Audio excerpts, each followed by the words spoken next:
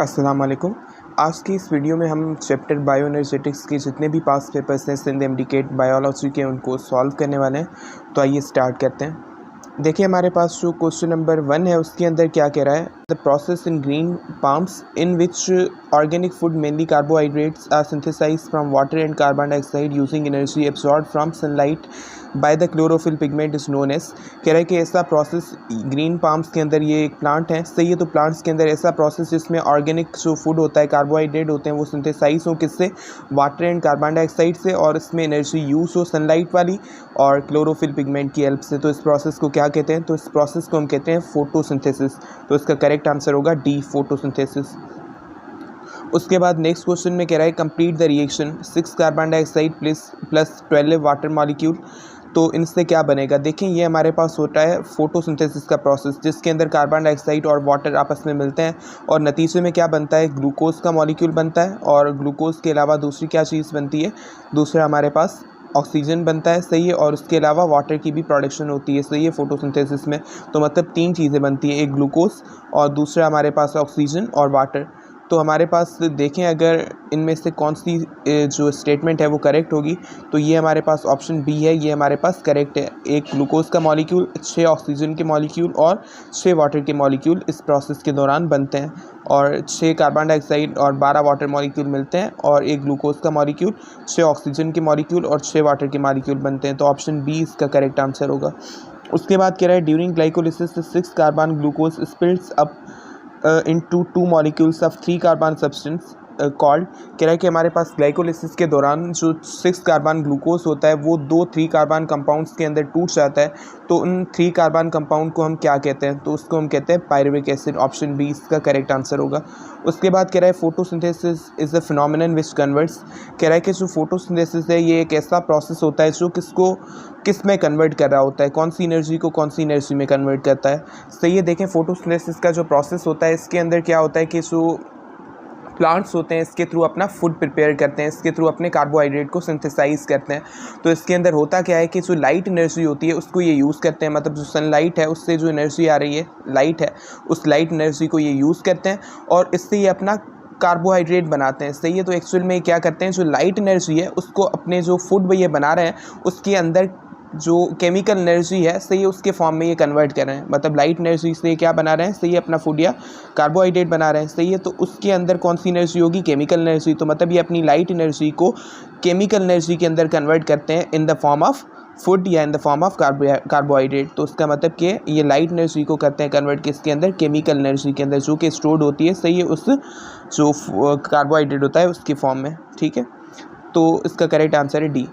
उसके बाद कह रहा है which of the following is not an essential requirement of photosynthesis. इनमें से फोटोसिंथेसिस की एसेंशियल रिक्वायरमेंट कौन सी नहीं है। देखिए सुइटेबल टेम्परेचर तो ये लाजमी चाहिए होता है फोटोसिंथेसिस के लिए, तभी होगा वो।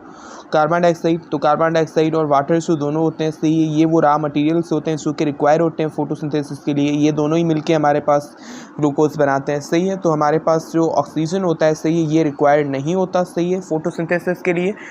तो ये रिलीज़ होता है फोटोसिंथेसिस के दौरान, मतलब फोटोसिंथेसिस के दौरान इसकी प्रोडक्शन होती है, ये रिलीज़ होता है, सही है, एज अ बाय प्रोडक्ट, सही है, ये एज अ वेस्ट प्रोडक्ट बनता है फोटोसिंथेसिस के दौरान, बस इसकी रिक्वायरमेंट नहीं होती फोटोसिंथेसिस के लिए कोई भी। तो इसका करेक्ट आंसर है डी।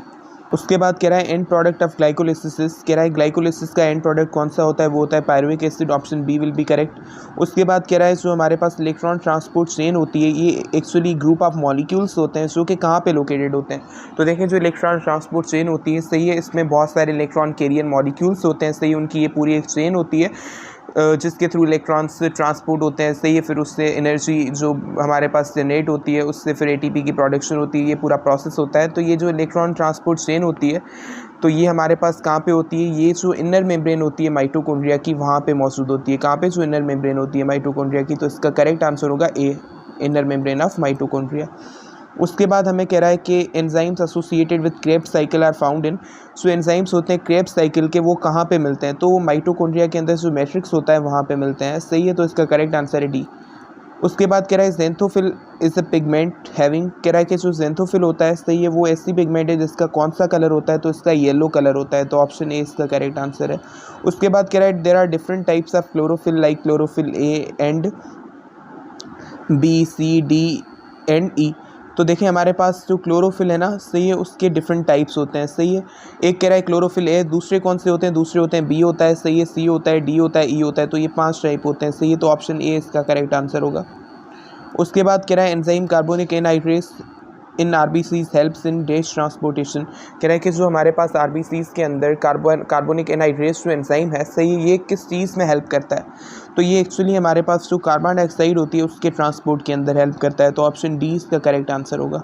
उसके बाद कह रहा है which of the following statement regarding photosynthesis is not true. कह रहा है कि इनमें से कौन सी स्टेटमेंट है रिगार्डिंग फोटोसिंथेसिस जो कि ट्रू नहीं है, गलत है। कह रहा है कि light cycle occurs only during exposure to light.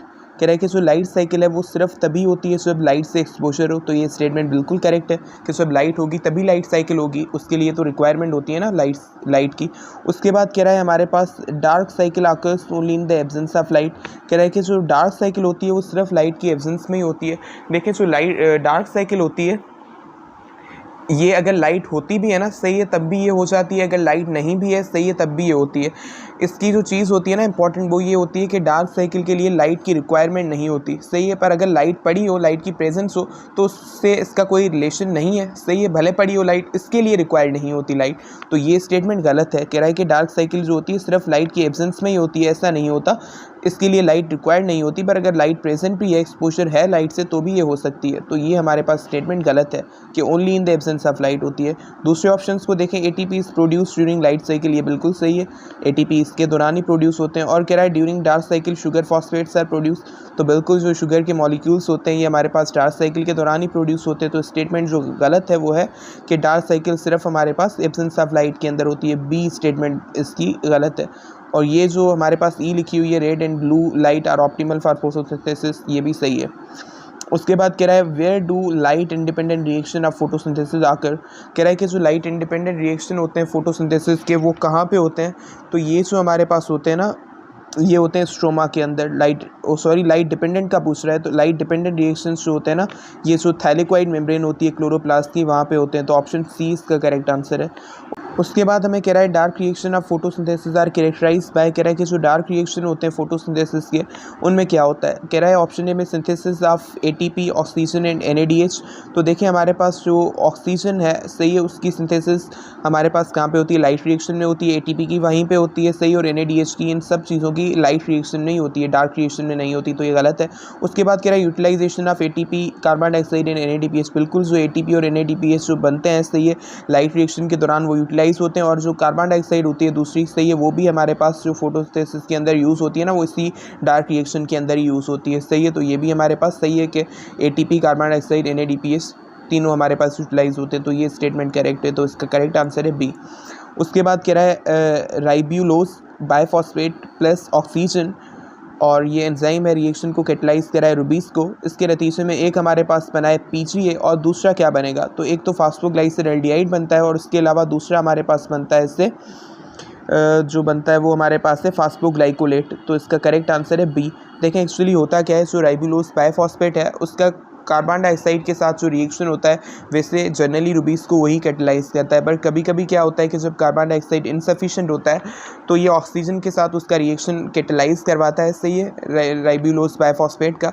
और नतीजे में हमारे पास एक बनता है फास्फोग्लाइसरल्डिहाइड और दूसरा बनता है फास्फोग्लाइकोलेट। अब जो फास्फोग्लाइकोलेट होता है ये हमारे पास स्पिल्ट हो जाता है किसके अंदर, कार्बन डाइऑक्साइड के अंदर, और नतीजे में इस तरीके से कार्बन डाइऑक्साइड की रिक्वायरमेंट पूरी हो जाती है। तो इसका करेक्ट आंसर है बी। उसके बाद कह रहा है 3 वर्ड इक्वेशंस आर शोन, सही है, 3 हमारे पास इक्वेशन शोन है, सही है। इनमें से एनारोबिक रेस्पिरेशन है यीस्ट में, उसके लिए कौन सी स्टेटमेंट सही होगी। पहली स्टेटमेंट को देखें तो carbon dioxide plus water leads to glucose and oxygen. तो देखिए हमारे पास ये जो स्टेटमेंट है ना, कार्बन डाइऑक्साइड, वाटर मिल रहे हैं, ग्लूकोज और ऑक्सीजन बन रहे हैं, ये फोटोसिंथेसिस से रिलेटेड है, ये एनारोबिक रेस्पिरेशन से रिलेटेड नहीं है। उसके बाद कह रहा है ग्लूकोज प्लस ऑक्सीजन और कार्बन डाइऑक्साइड प्लस वाटर। तो ये जो हमारे पास है ये रेस्पिरेशन की है, बट ये हमारे पास एरोबिक रेस्पिरेशन की है, क्योंकि ऑक्सीजन तो एरोबिक रेस्पिरेशन में ही होता है ना। उसके बाद कह रहा है ग्लूकोज सही है, वो हमारे पास 2 try alcohol and carbon dioxide में। तो ये हमारे पास बिल्कुल सही है स्टेटमेंट, ये एनारोबिक रेस्पिरेशन की है। देखें एनारोबिक रेस्पिरेशन में पहला प्रोसेस तो होता है ग्लाइकोलिसिस का, चाहे एरोबिक कंडीशन हो चाहे एनारोबिक। तो 2 मॉलिक्यूल्स पायरुवेट के बनते हैं। अब जो पायरुवेट हमारे पास बनता है ना, ये इसोपाइरुवेट होता है, ये हमारे पास अल्कोहल और कार्बन डाइऑक्साइड में टूटता है। तो इसका मतलब कि जो ग्लूकोज है उससे नेट क्या बनता है, अल्कोहल बनता है सही, और कार्बन डाइऑक्साइड बनता है, वो फर्मेंटेशन जो होती है सही है, फिर बाद में उससे तो एनारोबिक रेस्पिरेशन से ओवरऑल क्या बनेगा, ग्लूकोज से अल्कोहल और कार्बन डाइऑक्साइड। तो इसका करेक्ट हमारे पास क्या होगा कि आर जो है हमारे पास वही इस इक्वेशन ही एनारोबिक रेस्पिरेशन से रिलेटेड है। तो सी इसका करेक्ट आंसर होगा, आर ओनली। क्रेब्स साइकिल के अंदर जो सबस्ट्रेट लेवल फास्फोराइलेशन होती है अकम्पनीज द फॉर्मेशन ऑफ, कह रहा है कि जो सबस्ट्रेट लेवल फास्फोराइलेशन होती है उसके दौरान किस चीज़ की साथ में फॉर्मेशन होती है। देखें सबस्ट्रेट लेवल फास्फोराइलेशन इसमें होती है, उसमें क्या होता है कि जो जीडीपी होता है एक्चुअली वो फास्फोराइलेटेड होता है सही है, और नतीजे में फॉर्मेशन जीटीपी की होती है, यही सबस्ट्रेट लेवल फास्फोराइलेशन होती है क्रेब्स साइकिल के अंदर।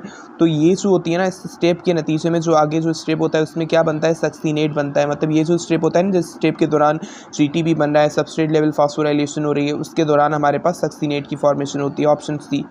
उसके बाद कह रहा है ग्लूकोज से 2 पायरुविक एसिड बन रहे हैं, 2 वाटर के मॉलिक्यूल बन रहे हैं सही है, और 2 एडीपी और 2 फॉस्फेट मिलके 2 एटीपी बना रहे हैं सही है, 2 एनएडी और 4 हाइड्रोजन मिलके 2 एनएडीएच प्लस एच प्लस के मॉलिक्यूल बना रहे हैं। तो ये तीनों रिएक्शन जो है सही है किस प्रोसेस को शो कर रहे हैं। तो देखिए ग्लूकोज से 2 पायरुविक एसिड बन रहे हैं सही है, तो ये हमारे पास कौन सा प्रोसेस होता है, ये हमारे पास एक्चुअली होता है ग्लाइकोलिसिस, जिसके अंदर ग्लूकोज स्पिल्ट होता है। किसके अंदर स्पिल्ट होता है ग्लूकोज, ये हमारे पास 2 मॉलिक्यूल्स ऑफ पायरुविक एसिड के अंदर स्पिल्ट होता है, टूटता है, और इसी ग्लाइकोलिसिस के दौरान हमारे पास 2 वाटर के मॉलिक्यूल भी बनते हैं सही है, ये भी बिल्कुल सही है। और हमारे पास इसी के दौरान 2 एटीपी नेट प्रोड्यूस होते हैं, मतलब नेट प्रोडक्शन जो होती है ना 2 एटीपी की होती है, और हमारे पास 2 एनएडीएच प्लस एच प्लस भी बनते हैं सही है। तो पूरा ये प्रोसेस किसका है, ये ग्लाइकोलिसिस का है। तो इसका करेक्ट आंसर होगा ई। उसके बाद कह रहा है the light dependent reaction of photosynthesis occurs in, कह रहा है कि जो लाइट डिपेंडेंट रिएक्शन होते हैं वो कहाँ पे होते हैं, ये एक्चुअली हमारे पास होते हैं थाइलिक्वाइड के अंदर। तो इसका करेक्ट आंसर है सी। उसके बाद कह रहा है एंड प्रोडक्ट ऑफ ग्लाइकोलिसिस, तो ये हमारे पास पायरुविक एसिड होता है सही है, ग्लूकोज से स्टार्ट होता है ग्लाइकोलिसिस, और ग्लूकोज स्पिल्ट होता है 2 मॉलिक्यूल्स ऑफ पायरुविक एसिड में, जो कि एंड प्रोडक्ट होते हैं ग्लाइकोलिसिस के। The main process that occurs in dark reaction is, कह रहा है कि जो डार्क रिएक्शन के अंदर मेन प्रोसेस होता है सही है फोटोसिंथेसिस का, जो डार्क रिएक्शन है उसके अंदर इनमें से कौन सा मेन प्रोसेस होता है। पहले में कह रहा है दैट वाटर इज स्पिल्ट, कह रहा है वाटर स्पिल्ट हो रहा है सही है, तो वाटर की जो स्पिल्टिंग होती है ये लाइट रिएक्शन के अंदर होती है, जिसको फोटोलाइसिस कहते हैं। उसके बाद कह रहा है light energy is converted into chemical energy. देखें जो लाइट एनर्जी होती है सही है उसकी केमिकल एनर्जी में कन्वर्शन इस प्रोसेस के अंदर नहीं होता, क्योंकि देखें लाइट एनर्जी का जो कन्वर्शन होता है ना केमिकल एनर्जी के अंदर सही है, वो होता है हमारे पास लाइट जो रिएक्शंस होते हैं उसके अंदर होता है सही है, डार्क रिएक्शन में नहीं होता। डार्क रिएक्शन में हमारे पास जो केमिकल एनर्जी होती है ना स्टोर होती है किसके फॉर्म में, एटीपी और दूसरा एनएडीपीएच के फॉर्म में, वही यूटिलाइज होती है और इससे हमारे पास ग्लूकोज की फॉर्मेशन होती है सही है। बाकी इसमें लाइट एनर्जी डायरेक्टली इन्वॉल्व नहीं होती इस प्रोसेस के अंदर, वो लाइट एनर्जी जो कन्वर्ट होती है ना एनएडीपीएच और एटीपी के फॉर्म में जो होती है सही है, वो हमारे पास इसमें यूज़ होती है, डायरेक्टली यूज़ नहीं होती। तो ये स्टेटमेंट भी गलत है। फिर कह रहा है कि glucose is oxidise, glucose oxidise होता है, तो ये भी नहीं होता, ग्लूकोज ऑक्सीडाइज तो रेस्पिरेशन में होता है। फिर कह रहा है कार्बन डाइऑक्साइड इज फिक्स, तो ये इसका मेन प्रोसेस होता है कि कार्बन डाइऑक्साइड की फिक्सेशन होती है किसके अंदर, डार्क रिएक्शन के अंदर। तो ऑप्शन डी करेक्ट है। उसके बाद कह रहा है पेपर क्रोमेटोग्राफी में सेंथोफिल कौन सा कलर देता है, तो ये येलो कलर देता है, ऑप्शन सी। उसके बाद कह रहा है Calvin cycle consist of dash main reaction, तो केल्विन साइकिल के अंदर 13 मेन रिएक्शंस होते हैं, तो ये डी ऑप्शन करेक्ट है। उसके बाद कह रहा है in which of the following processes ATP is produce, इनमें से कौन से प्रोसेस में एटीपी बनता है, photosynthesis, aerobic respiration, anaerobic respiration. तो देखिए तीनों हमारे पास हैं, तीनों के दौरान बनता है एटीपी। देखिए फोटोसिंथेसिस को देखें तो फोटोसिंथेसिस का जो लाइट फेज होता है, लाइट रिएक्शंस होते हैं, उनके दौरान एटीपी की प्रोडक्शन होती है, बिल्कुल होती है, तो ये भी हमारे पास सही है। एरोबिक रेस्पिरेशन, इसके दौरान तो बहुत सारे एटीपी बनते हैं, ग्लाइकोलिसिस है, क्रेब्स साइकिल है, फिर ऑक्सीडेटिव फास्फोराइलेशन है सही है, इसके दौरान भी बनते हैं। और एनारोबिक रेस्पिरेशन को देखें तो इसके दौरान हमारे पास जो ग्लाइकोलिसिस होता है सही है, उसके दौरान 2 नेट एटीपी गेन होते हैं सही है। तो तीनों के अंदर एटीपी की प्रोडक्शन तो होती है सही है। तो हमारे पास का करेक्ट आंसर है कि कौन सा, सी 1, 2 एंड 3 सही है। Oxygen reacts with ribulose biophosphate in the absence of carbon dioxide to form, कह रहा है कि ऑक्सीजन का रिएक्शन होता है राइबुलोज बायोफॉस्फेट के साथ इन the absence of carbon dioxide, ताकि कौन सी चीज़ बने। एक हमारे पास बनता है पीजी या फास्फोग्लाइसरल्डिहाइड, और दूसरा बनता है फास्फोग्लाइकोलेट। ये प्रोसेस क्यों होता है वो मैंने पहले ही एक्सप्लेन कर दिया है। उसके बाद कह रहा है plants convert solar energy into chemical energy present in the bonds substance, namely कह रहा है कि हमारे पास जो प्लांट्स होते हैं ना वो सोलर एनर्जी होती है, लाइट एनर्जी होती है, उसको केमिकल एनर्जी के अंदर कन्वर्ट करते हैं सही है। अब ये जो केमिकल एनर्जी होती है ये हमारे पास कौन से सब्सटेंस से होते हैं सही है, उनमें स्टोर होती है, उनके बॉन्ड्स के अंदर स्टोर होती है। तो देखिए हमारे पास जो ये प्रोसेस होता है फोटोसिंथेसिस का, इसमें जो लाइट एनर्जी होती है, सबसे पहले ही जो लाइट रिएक्शन होता है ना इसका, उसी के अंदर वो कन्वर्ट हो जाती है, सही है, किसके अंदर, केमिकल एनर्जी के अंदर, जो कि स्टोर होती है एक ATP के अंदर और दूसरा NADPH2 के अंदर, सही है। तो हमारे पास ये दोनों ऑप्शन करेक्ट हैं कि ATP के बॉन्ड्स के फॉर्म में भी ये स्टोर्ड है, सही, और NADPH2 के बॉन्ड्स के अंदर भी ये स्टोर होती है। ये दोनों ही हमारे पास लाइट एनर्जी से बनते हैं, सही है। तो इसका करेक्ट आंसर है A भी है और C भी है, सही है।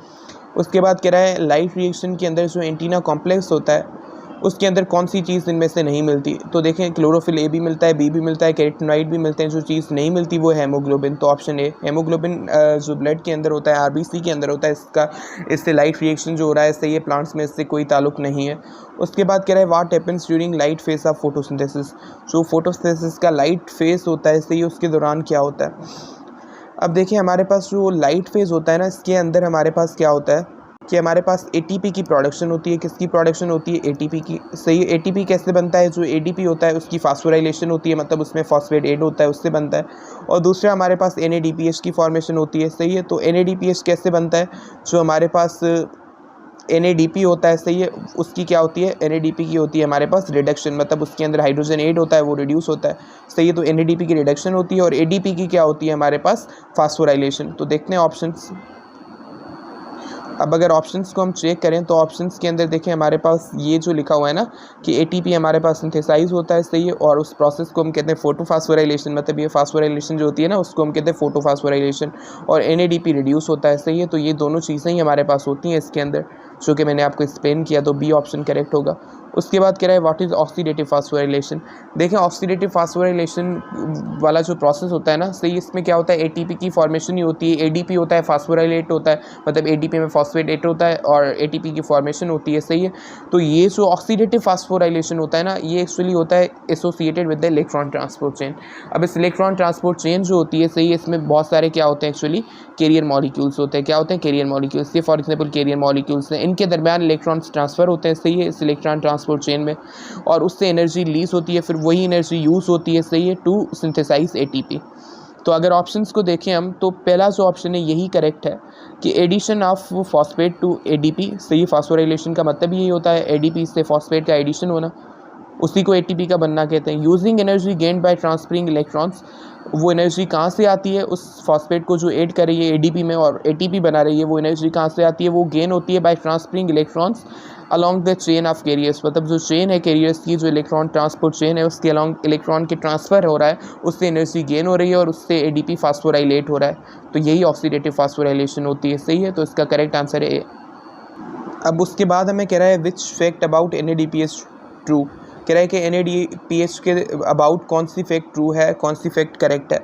तो कह रहा है इट इज़ प्रोड्यूस, कि ये कब प्रोड्यूस होता है, सही है। देखें NADPH जो होता है, सही है, लाइट और डार्क रिएक्शन के हवाले से बात कर रहा है कि कब प्रोड्यूस हो रहा है, कब यूटिलाइज होता है। तो हमेशा याद रख लें कि NADPH जो होता है ये प्रोड्यूस होता है लाइट रिएक्शंस के दौरान, सही है, और डार्क रिएक्शन के दौरान ये यूटिलाइज होता है। तो it is produced during light reactions, तो ये ऑप्शन सही है, और यूज़ होता है ये डार्क रिएक्शंस में, तो B ऑप्शन करेक्ट है। उसके बाद कह रहा है which compound capture light energy in the plants, तो प्लांट के अंदर लाइट एनर्जी कैप्चर करना ये पिगमेंट का काम होता है, जिसको हम कहते हैं क्लोरोफिल। उसके बाद कह रहा है केल्विन बेंसन साइकिल, कह रहा है कि जो केल्विन बेंसन साइकिल है उसके रिगार्डिंग क्या है, does not require light directly, तो बिल्कुल सही है, इसके लिए लाइट डायरेक्टली रिक्वायर्ड नहीं होती, इसके लिए जो एनर्जी होती है, सही है, वो ATP और NADPH से ही आती है। तो ये हमारे पास करेक्ट है। और बाकी अगर देखें तो आकर्स इन साइटोप्लाज्म, ये साइटोप्लाज्म में नहीं, क्लोरोप्लाज्म में होता है। लीज कार्बन डाइऑक्साइड, तो कार्बन डाइऑक्साइड इसमें यूटिलाइज होती है, लीज नहीं होती। फिर कह रहा है प्रोड्यूस ATP नहीं बनते, वो लाइट रिएक्शंस के दौरान बनते, तो ऑप्शन A इसका करेक्ट होगा। उसके बाद कह रहा है which are the following statements about Kreb cycle is not true, कह रहा है कि हमारे पास इसमें से कौन सी जो हमारे पास स्टेटमेंट है क्रेब साइकिल से रिगार्डिंग वो ट्रू नहीं है। तो कह रहा है Kreb cycle occurs in matrix of mitochondria, बिल्कुल सही है। उसके बाद कह रहा है Kreb cycle is link to glycolysis by pyruvate, तो बिल्कुल ये पायरुवेट के थ्रू ही लिंक होता है ग्लाइकोलिसिस से। उसके बाद कह रहा है Kreb cycle is single greatest direct source of ATP in the cell. उसके बाद कह रहा है citrate is intermediate in Kreb cycle, citrate बिल्कुल इंटरमीडिएट होता है क्रेब साइकिल का, इसीलिए हम इसको सिट्रिक एसिड साइकिल कहते हैं। उसके बाद कह रहा है Kreb cycle produce nucleotide such as NADH plus H plus और FADH2 बिल्कुल ये हमारे पास जो होते हैं सही है energy carrier molecules, electron carriers ये हमारे पास बनते हैं इस प्रोसेस के दौरान। तो इसके रिगार्डिंग जो स्टेटमेंट इनकरेक्ट होगी वो कौन सी होगी, वो हमारे पास होगी इस सी स्टेटमेंट की। क्रेब्स साइकिल हमारे पास सिंगल ग्रेटेस्ट डायरेक्ट सोर्स है ATP का सेल में। देखें ATP के जो सोर्स हैं सेल में तो यही सिंगल सोर्स नहीं है, उसके अलावा ग्लाइकोलिसिस भी है, उससे भी ATP बनता है, सही है, बाकी भी सोर्स हैं, तो ये सिंगल सोर्स नहीं है, तो इसका करेक्ट आंसर है सी। उसके बाद कह रहा है diagram refers to some substance found in the plant cell. कह रहा है कि ये डायग्राम हमारे पास कुछ सब्सटेंस हैं प्लांट सेल के अंदर, वो हमें शो कर रहा है। तो ये डायग्राम में से आप बताएं कि कौन सा वो हमारे पास लेटर है ABCD में, सही है, जो कि एंड प्रोडक्ट ऑफ फोटोसिंथेसिस को शो कर रहा है। देखिए हमारे पास जो ग्लूकोज, कार्बन डाइऑक्साइड, ऑक्सीजन ये 3 दिए गए हैं। अब देखिए हमारे पास जो फोटोसिंथेसिस है उसका एंड प्रोडक्ट कौन सा होता है, उसका एंड प्रोडक्ट होता है एक तो ग्लूकोज होता है और दूसरा होता है हमारे पास ऑक्सीजन, 2 चीज़ें होती हैं। तो अब देखिए ग्लूकोज और ऑक्सीजन को इनमें से कौन सा लेटर दोनों को ही शो कर रहा है। अगर ए को आप देखें तो ए हमारे पास ग्लूकोज और कार्बन डाइऑक्साइड दोनों को साथ में शो कर रहा है, उनकी एसोसिएशन को दिखा रहा है। डी हमारे पास तीनों को दिखा रहा है, शो कर रहा है साथ में, सही है, जबकि हमारे पास बी कार्बन डाइऑक्साइड और ऑक्सीजन को शो कर रहा है, जबकि जो ग्लूकोज और ऑक्सीजन इन दोनों को जो शो कर रहा है ना साथ में, इनकी एसोसिएशन दिखा रहा है, वो है सी। तो इसका करेक्ट आंसर होगा C. Part of cell does glycolysis occurs in. कह रहा है कि सेल का कौन सा पार्ट होता है जहाँ पे ग्लाइकोलिसिस होती है, तो सेल का जो हमारे पास साइटोप्लाज्म होता है उसके अंदर ग्लाइकोलिसिस होती है, सी ऑप्शन।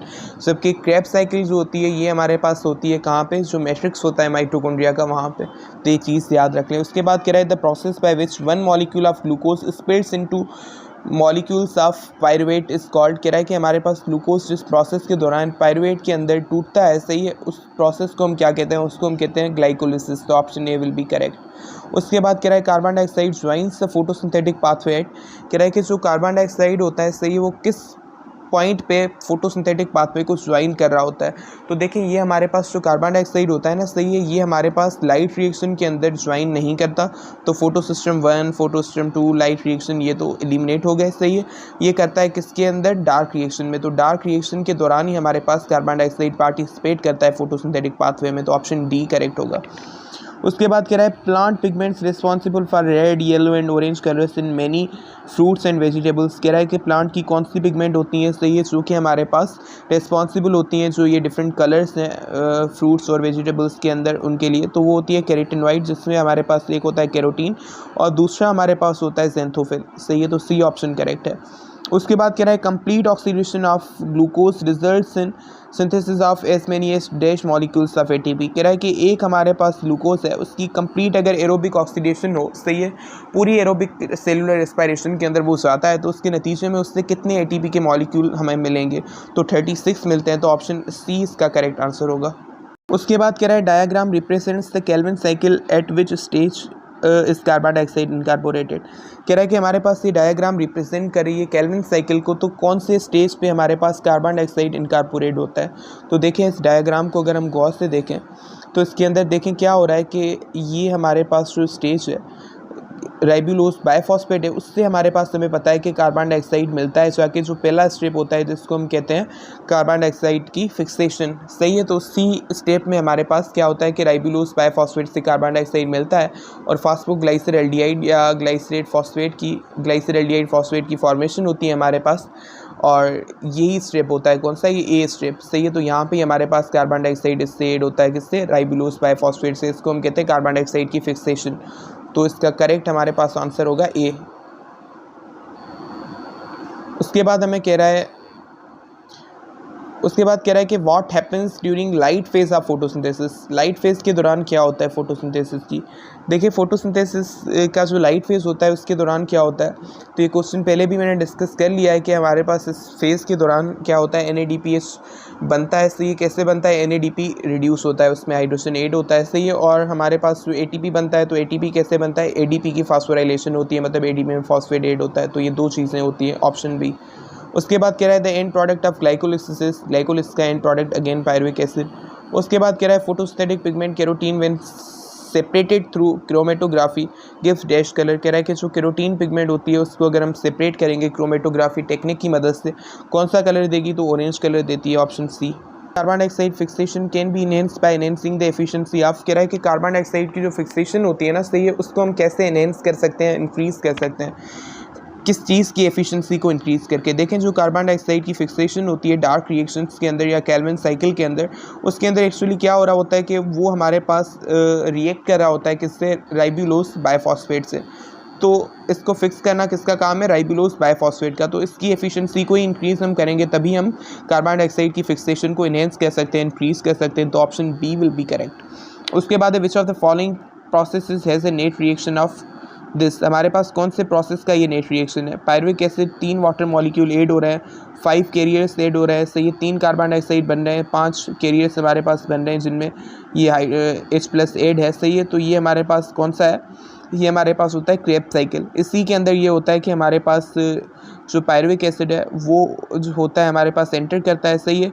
एक्चुअली वो एसिटाइल कोएंजाइम ए में पहले कन्वर्ट होता है, सही है, उसके बाद वो एंटर होता है क्रेब्स साइकिल के अंदर, सही है। और उसके बाद हमारे पास क्या होता है कि इससे हमारे पास ये कार्बन डाइऑक्साइड भी इसके दौरान रिलीज होते हैं, सही है, कार्बन डाइऑक्साइड के मॉलिक्यूल। और जो कैरियर्स होते हैं उनमें हाइड्रोजन ऐड हो जाता है, मतलब अगर NADP है तो उससे NAD से NADH+ H+ बन जाता है, मतलब 2 हमारे पास हाइड्रोजन ऐड हो जाते हैं, सही है। FAD है तो उसमें FADH2 बन जाता है, सही है, 2 हाइड्रोजन आइंस ऐड हो जाते हैं, सही है। तो यही प्रोसेस होता है किसमें, TCA साइकिल में या क्रेब्स साइकिल में। तो ऑप्शन सी इसका करेक्ट है। उसके बाद source of oxygen in photosynthesis, कह रहे हैं कि जो फोटोसिंथेसिस है उसमें ऑक्सीजन का सोर्स कौन सा होता है। तो देखिए हमारे पास जो फोटोसिंथेसिस का प्रोसेस होता है उसके दौरान जो लाइट रिएक्शन होता है उसके दौरान ऑक्सीजन प्रोड्यूस होती है, सही है, एज अ बाय प्रोडक्ट। कैसे होती है, कहाँ से रिलीज होती है, तो एक्चुअली हमारे पास वाटर की होती है फोटोलाइसिस, वाटर टूटता है। तो ये जो फोटोलाइसिस होती है वाटर की, जो कि लाइट रिएक्शन के लिए नेसेसरी होती है, सही, उसकी रिक्वायरमेंट होती है फोटोलाइसिस। तो इस फोटोलाइसिस के दौरान हमारे पास ऑक्सीजन रिलीज होता है, सही है। एक तो हमारे पास जो चाहिए होता है, सही, प्रोटॉन्स चाहिए होते हैं, सही, और इलेक्ट्रॉन्स जो कि नेसेसरी होते हैं हमारे पास लाइट रिएक्शन के दौरान रिक्वायर होते हैं, वो इससे हासिल होते हैं। और दूसरा ऑक्सीजन वैसे ही रिलीज होता है, सही है। तो हमारे पास जो सोर्स है ऑक्सीजन का, सही है, किसमें, फोटोसिंथेसिस में, वो कौन सा है, वो है हमारे पास वाटर। तो इसका करेक्ट आंसर है डी। उसके बाद है pyruvic acid is the end product of pyruvic acid glycolysis का एंड प्रोडक्ट है common to the Krebs cycle and glycolysis in eukaryotes, कह रहा है कि ग्लाइकोलिसिस और क्रेब्स साइकिल दोनों के लिए कॉमन चीज़ कौन सी है। प्रोडक्शन ऑफ FADH2, देखें FADH2 की प्रोडक्शन सिर्फ क्रेब्स साइकिल में होती है, नॉट इन ग्लाइकोलिसिस, तो ये कॉमन नहीं है।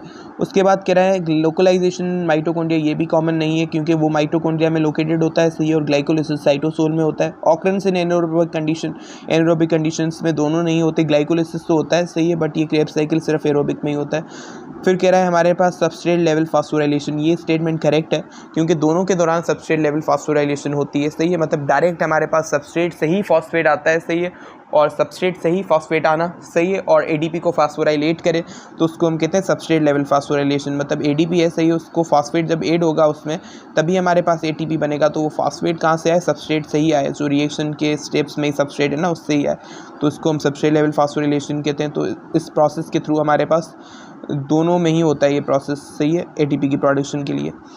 तो उसका मतलब करेक्ट आंसर है डी। उसके बाद कह रहा है the photosynthetic pigments that can be separated by process called, कह रहा है फोटोसिंथेटिक पिगमेंट को कौन से प्रोसेस के थ्रू सेपरेट कर सकते हैं।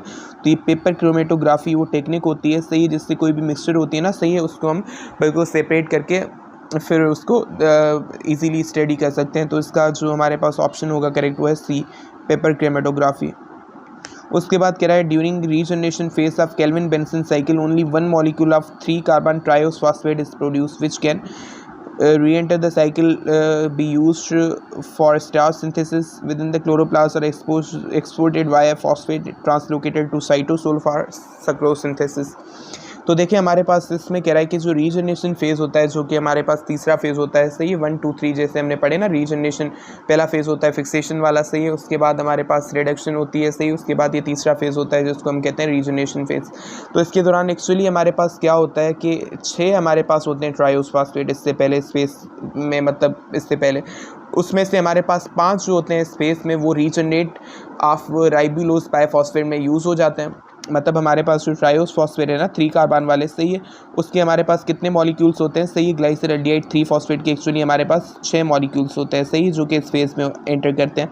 उनमें से 5 जो होते हैं, सही है, वो यूटिलाइज होते हैं, जो कि किसको बनाते हैं, राइबोलोस बायफॉस्फेट को। बाकी जो हमारे पास होता है ना, एक जो कि नेट इसके बाद बचता है, सही है, जो कि नेट प्रोड्यूस होता है इसके बाद, वो हमारे पास साइकिल में री एंटर भी कर सकता है, यूज़ भी हो सकता है स्टार सिंथेसिस के लिए, या फिर वो फॉस्फेट ट्रांसलोकेटर के थ्रू हमारे पास एक्सपोर्ट हो सकता है साइटोसोल में, सही है, फॉर सक्रोज सिंथेसिस। तो तीनों चीज़ें उसके साथ हो सकती हैं। तो इसका करेक्ट आंसर है 1, 2 एंड 3 ई ऑप्शन। उसके बाद कह रहे हैं the following is stage in light independent reaction in photosynthesis. इनमें से कौन सा वो स्टेप है जो कि फोटोसिंथेसिस का जो केल्विन साइकिल है उसका पार्ट है।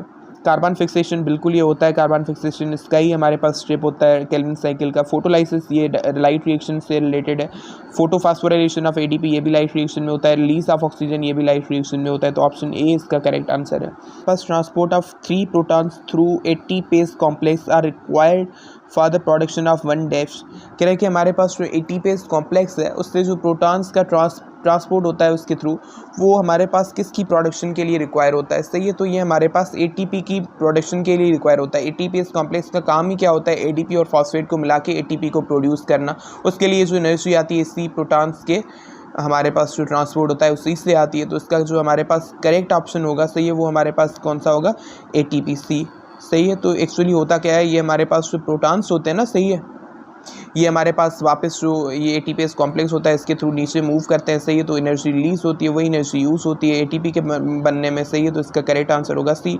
उसके बाद कह रहा है net ATP produce at the end of glycolysis. कितने नेट एटीपी बनते हैं, सही है, at the end of glycolysis, तो 2 ही नेट एटीपी बनते हैं। तो इसका करेक्ट आंसर है ए। उसके बाद कह रहा है pyruvic acid is the acid of, तो ये हमारे पास 3 कार्बन एसिड होता है, सही, ई ऑप्शन। उसके बाद common energy currency of cell, वो हमारे पास एटीपी होता है, सी ऑप्शन। उसके बाद कह रहा है light reaction of photosynthesis takes place in, तो लाइट रिएक्शन जो होता है फोटोसिंथेसिस का वो हमारे पास कहाँ पे होता है, वो एक्चुअली होता है थैलिक्वाइड के अंदर। तो ई ऑप्शन करेक्ट होगा। The enzyme which is use in the Calvin cycle is, तो केल्विन साइकिल के अंदर रूबीस को एंजाइम यूज होता है जो कि कार्बन डाइऑक्साइड की फिक्सेशन करवाता है विद राइबोलोज बाइफॉस्फेट। तो इसका करेक्ट आंसर है डी, रूबीस को। तो ये हमारे तमाम क्वेश्चंस थे बायोएनर्जेटिक्स चैप्टर के जो कि पास पेपर्स के अंदर आए हुए हैं। Thank you very much.